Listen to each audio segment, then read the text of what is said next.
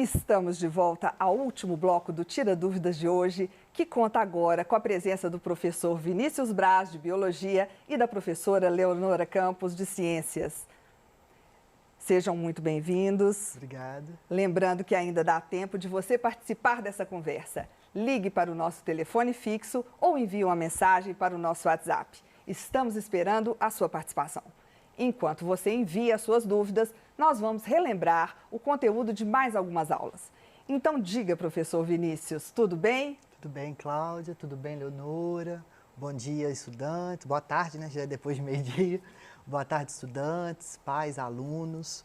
Então, hoje nós tivemos uma aula, né, no terceiro ano do ensino médio, onde nós falamos, né, sobre a genética no cotidiano 2.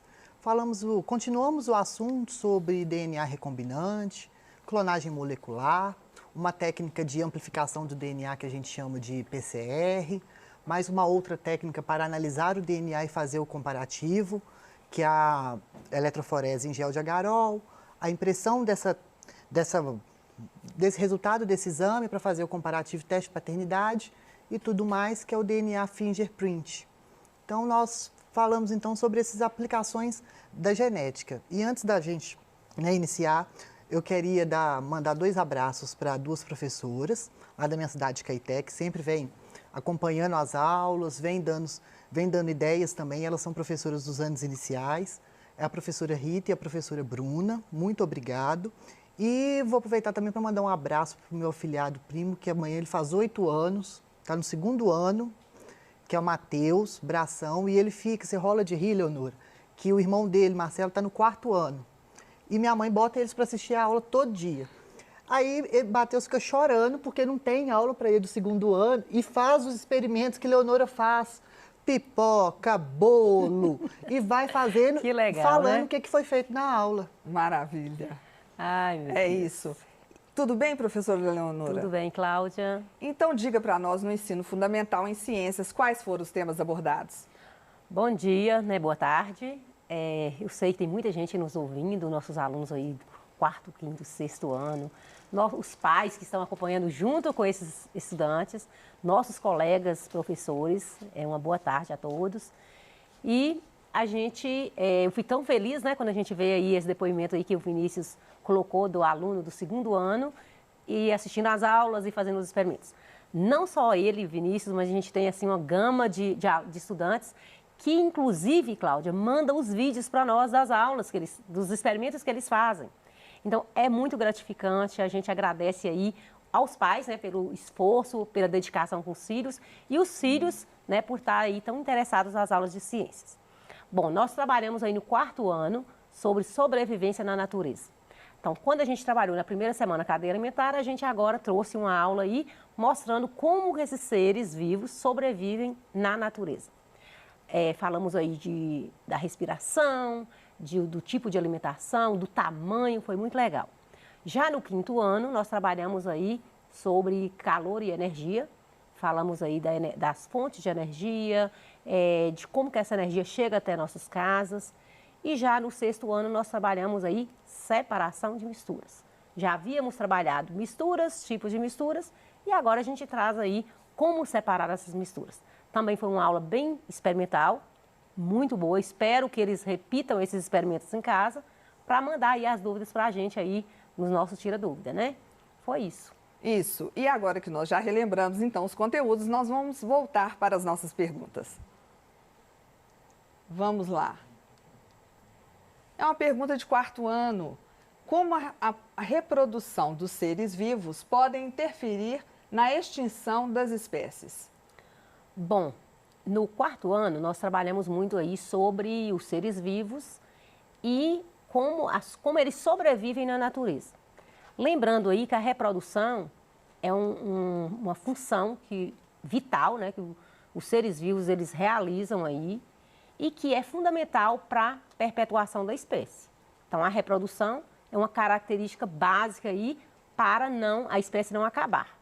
Então, quando a gente falou da importância da reprodução para não haver a extinção de espécies, por quê? Porque muitas vezes o animal ele está ali reproduzindo e qualquer alteração que tenha no ambiente, tipo uma queimada, um desmatamento, Vamos imaginar um pássaro que faz o seu ninho lá naquela árvore e que coloca ali os ovos e que de repente aí vem um desmatamento, vem uma queimada e aquele queima aquela árvore, ele perde aí aqueles ovos. Então, de repente aí já acabou a reprodução, já interferiu aí na extinção da espécie, interferiu aí nesse ciclo reprodutivo.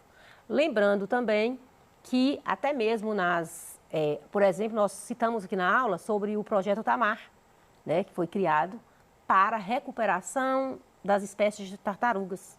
Sim. Por quê? Porque os ovos eram colocados e tem predadores que alimentam dos ovos dos insetos, desses animais, não só dos insetos, mas de qualquer animal alimenta dos ovos.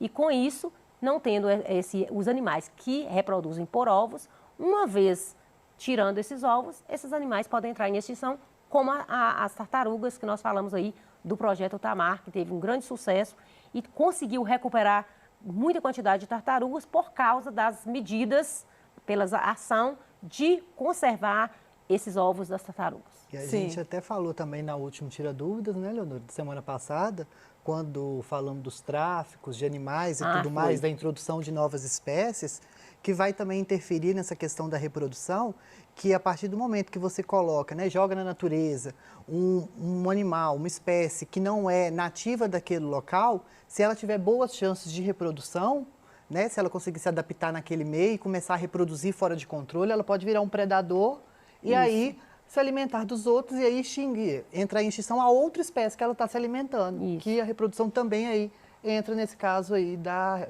extinção. Da extinção. Até o tráfico que a gente comentou na semana passada, ele interfere muito porque tirando aquela espécie, né, então aí ela vai para outro habitat que talvez ela nem vai sobreviver ali, né, então aí vai comprometer aí a reprodução dos seres vivos.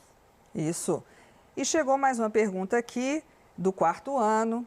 Por que quando nos movimentamos a temperatura do nosso corpo aumenta? Falamos aqui, né, do 5º ano, mas nossos alunos, né, dos anos iniciais, eles estão de parabéns porque eles assistem todas as aulas. Viu? Tem aluno do 2º ano assistindo a do 4º, do 4º assistindo o 5º, é muito legal.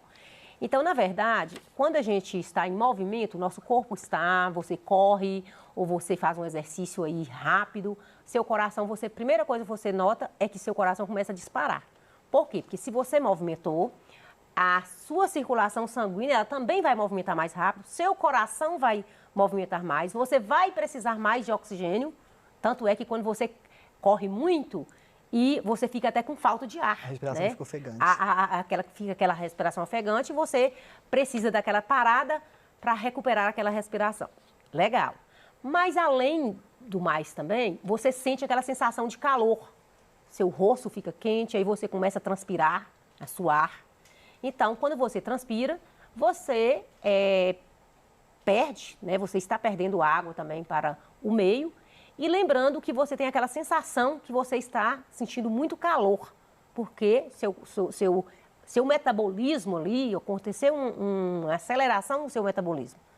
E quando você vai suar, você vai, de certa forma, o suor, ele serve para manter a sua temperatura corporal. Então, por isso que você tem essa sensação, no primeiro momento, de calor, e você chega a ficar vermelho às vezes, e depois, aí, com o passar do tempo, você vai suando e sua temperatura acaba voltando ao normal, porque o suor, ele serve para manter a temperatura do seu corpo.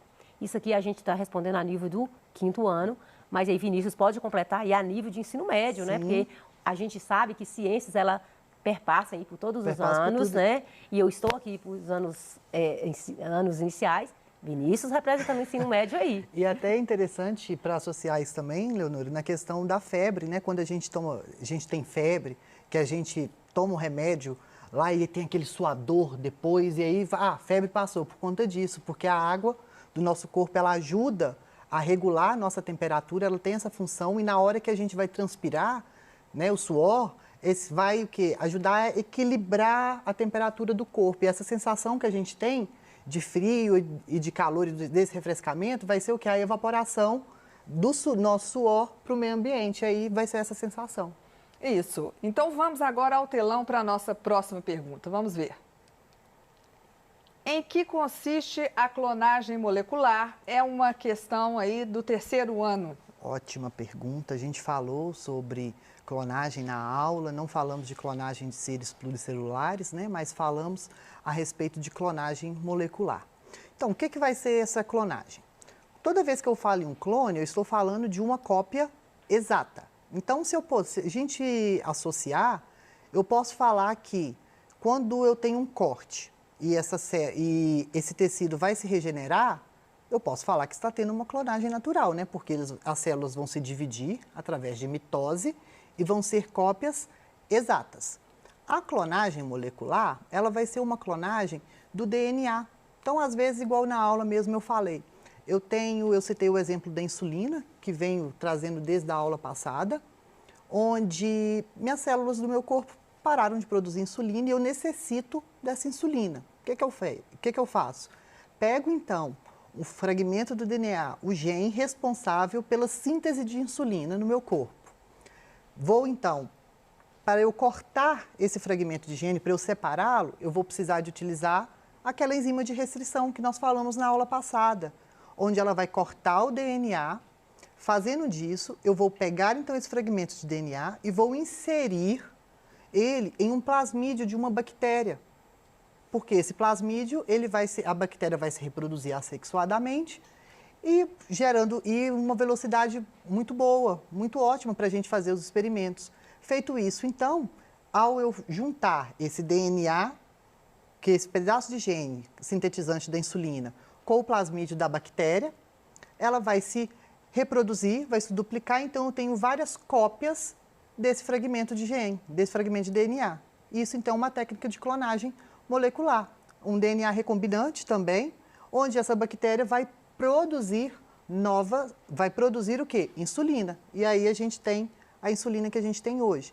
Uma outra técnica também que a gente fala, que assemelha, que é uma clonagem molecular, mas a gente chama de amplificação do DNA, é o que a gente tratou na aula hoje, é a técnica da PCR, da reação em cadeia da polimerase, onde eu coloco um pequeno, que é o mais rápido que a gente faz hoje a nível de laboratório e tudo mais, porque eu tenho um pequeno fragmento de DNA, uma gota de sangue, um fio de cabelo. Então, para eu ter várias cópias daquilo, eu extraio então esse DNA, seja ele fragmento ou a parte maior, coloco então dentro do tubo de ensaio, juntamente com a solução tampão, a DNA polimerase e vários nucleotídeos, onde vai o quê? Formar tudo ali um meio, onde eu possa fazer o quê? Várias cópias desse DNA, uma técnica de amplificação, que também consiste em uma clonagem molecular. Ótimo. E agora uma pergunta da Júlia, de Passos. Ela é do 5º ano. Como a energia chega em nossa casa? Júlia, aluna do 5º ano, um abraço aí. Muito obrigada pela pergunta. Hoje, na nossa aula, nós falamos aí de calor e energia. Falamos, né, da energia e quando a gente fala da energia, a gente sempre dá um foco aí para a energia elétrica, né, porque é essa energia que a gente consome, que a gente convive aí o tempo todo. E a energia elétrica, né, ela chega na nossa casa através, nós temos as usinas hidrelétricas, né, que tem as barragens, as nossas represas, que armazenam água. Essa água vai passar pelas turbinas, que vai passar pelo gerador, gerar a energia, que é conduzida aí às nossas casas pelos fios. E esses fios, eles chegam até nossa casa, onde você vai ter aí um interruptor, que é onde você vai ligar aí seu aparelho e receber a energia elétrica. Então, é uma forma. Ela não citou aí energia, né, elétrica, estou falando essa. Mas também aí nós temos a energia aí do sol, que chega para nós aí através da irradiação, né, que o sol ele ilumina, ele aquece a Terra. Então, é isso. Isso. E agora nós mudamos de assunto porque chega uma pergunta aqui do 6º ano. O que são misturas e como identificá-las? 6º ano nós trabalhamos aí sobre misturas e já tem aí uma semana, né, que nós estamos trabalhando aí sobre misturas. Primeiro nós falamos o que é mistura. O que é uma mistura? Quando duas ou mais substâncias, né, se agrupam aí, formam uma mistura.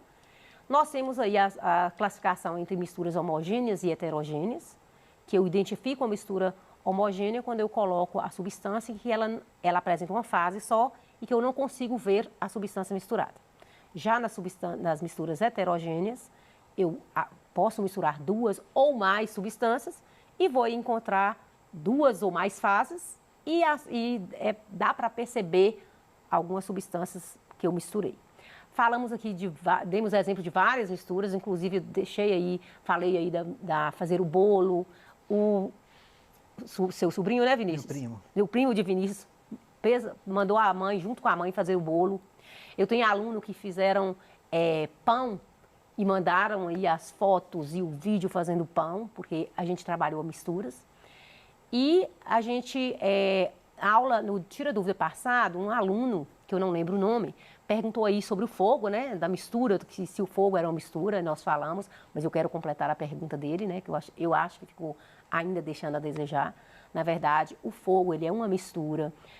Quando acontece uma transformação química, onde você coloca ali a madeira, coloca, ou qualquer outro, né, combustível, coloca ali o fogo, risca ali, né, algo comburente e o combustível, vai produzir o fogo, que é uma mistura heterogênea.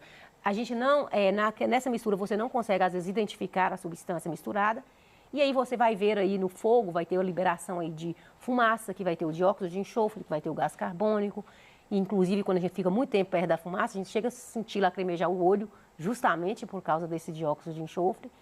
E o fogo aí é uma mistura heterogênea. Às vezes, a coloração do fogo, por ele vir de uma reação química, você, às vezes, dependendo do combustível, você vai ver aí o fogo amarelado, ou às vezes até um pouco verde, azul, né? Verdeado, ou azulado. às vezes vermelho, depende aí do combustível que foi utilizado. Espero que eu tenha respondido a pergunta dessa semana e completada da semana passada. Isso. Vamos lá ao telão. Uma pergunta de terceiro ano. Como se faz uma clonagem utilizando um vírus como vetor? Boa pergunta.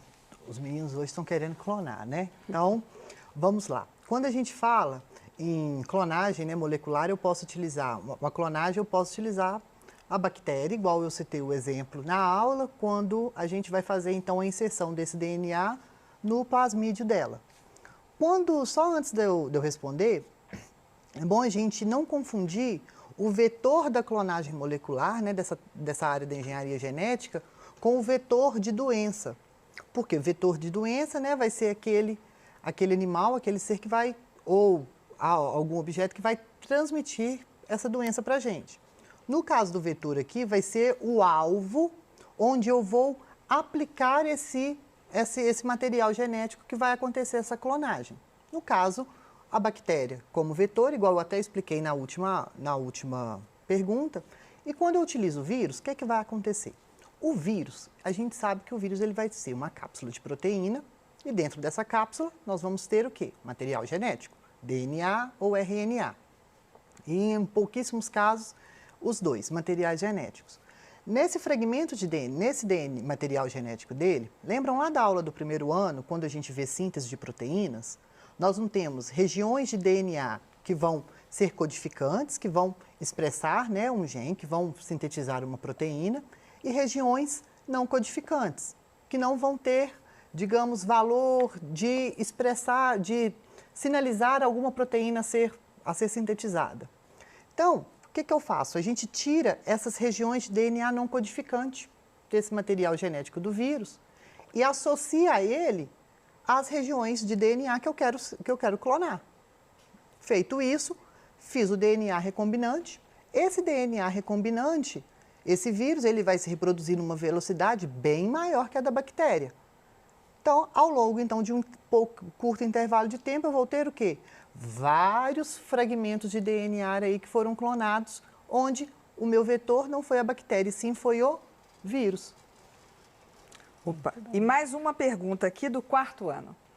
Explique sobre animais vertebrados e invertebrados. Pode dar exemplo? Podemos, sim.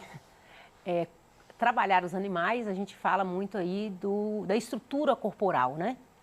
E a gente fala da estrutura corporal, fala de algumas características dos animais. E lembrando aqui que os animais, eles são, né, a estrutura corporal dele, ele tem animais vertebrados, que são aqueles que têm uma estrutura óssea ou cartilaginosa, e tem aqueles animais invertebrados que não apresentam essa estrutura. E às vezes a gente questiona aí o aluno, por exemplo, do 4º ano, o movimento, porque a gente associa muito o nosso movimento com os ossos, né? E a gente pergunta, é comum o aluno ter dúvida como é que um animal que não tem ossos, ele movimenta, né? Então, na verdade, nós, vertebrados, temos essa estrutura óssea, cartilaginosa, e que permite aí o nosso movimento, colabora muito, contribui muito para o nosso movimento. Mas existem os seres invertebrados que não têm essa estrutura óssea ou cartilaginosa, mas eles têm uma musculatura que permite esses movimentos deles. Inclusive, aí a gente pensa aí numa minhoca, por exemplo, né, que está ali debaixo da terra, ela consegue movimentar por causa da sua musculatura. Então, existem características corporais, né, como a estrutura do corpo, o tamanho, tudo que contribui aí para o ser vivo adaptar melhor ao ambiente onde ele vive. Sim. E ainda para você, uma pergunta de 5º ano. Qual o órgão dos sentidos responsável pela percepção do calor? Excelente, né? Quando você percebe o calor que você está ali mexendo no fogo e de repente você queima, então a sua pele, né, seu tato, percebe, é um órgão sensorial para percepção do calor. Até mesmo, Cláudio, se a gente der as mãos, você vai ver que ou a minha mão vai estar mais quente que a sua, ou mais fria. Por quê? Por causa do tato. Então, o tato é um órgão do sentido que faz com que a gente perceba frio, calor, né? Então, essas diferenças de temperatura corporal a gente percebe pelo tato. Ótimo, muito obrigada, professora Leonora, porque agora nós estamos chegando ao final do Tira Dúvidas de Ciências da Natureza. Ficou alguma dúvida?